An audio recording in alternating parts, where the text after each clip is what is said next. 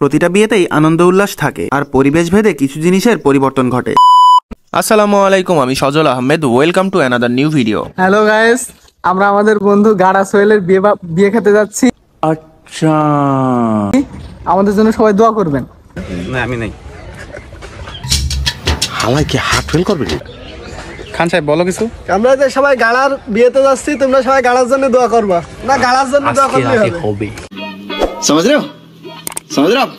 কি হবে? এই বিয়েতে গ্রামীণ কিছু ঐতিহ্য তুলে ধরা হয়েছে।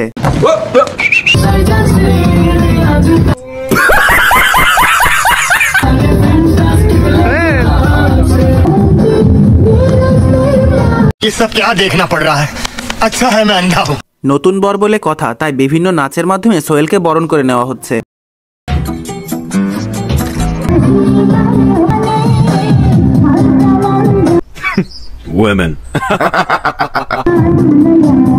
বিভিন্ন নাচ গানের মধ্য দিয়েই বরণ পর্ব শেষ হলো। বাহ, খুশি? হ্যাঁ খুশি। মানে কালকে কি তোমার বাসর রাত? কালকে বাসর রাত। খুব খুশি তুমি? খুব খুশি। ককরোচ গ্যাংস্টার যা করতেছে তাতে মনে হচ্ছে বাসরাত ককরোচ গ্যাংস্টারেরই হচ্ছে।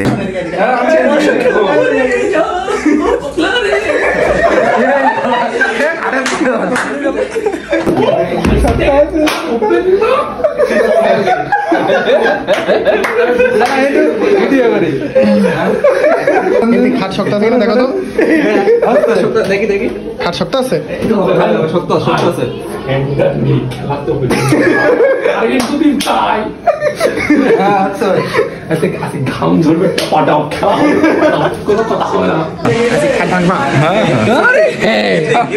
সোহেলকে একটু নাচের সুযোগ করে দেওয়া উচিত ছিল।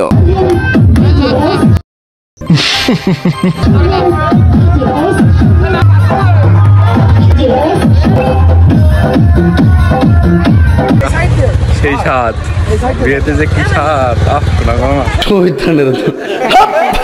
আমরা সুন্দরভাবে বিয়ের উদ্দেশ্যে রওনা দিলাম। হঠাৎ করে এই ককরোচ গ্যাংস্টারের চুলকানি খান সাহেব আর চ্যাগা ইমনের মধ্যে দেখা দিল। কিন্তু দুঃখের বিষয় একটাই, গাড়া সোহেলের কোনো শালি নেই।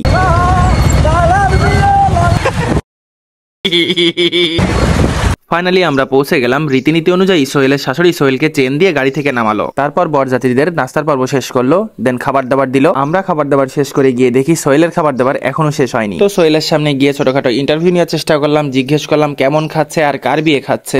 আমরা গাড়ার বিয়ে খাচ্ছি। কি খাচ্ছ? গাড়ার বিয়ে খাচ্ছে। তুমি কি কার বিয়ে খাচ্ছ? আমি স্যার উত্তরটা জানি, বলবো স্যার? বিয়ের খুশিতে সোহেলের মুখ আনন্দে আটখানা। জীবন শীতের সময় বিয়ে হলে কেমন করে?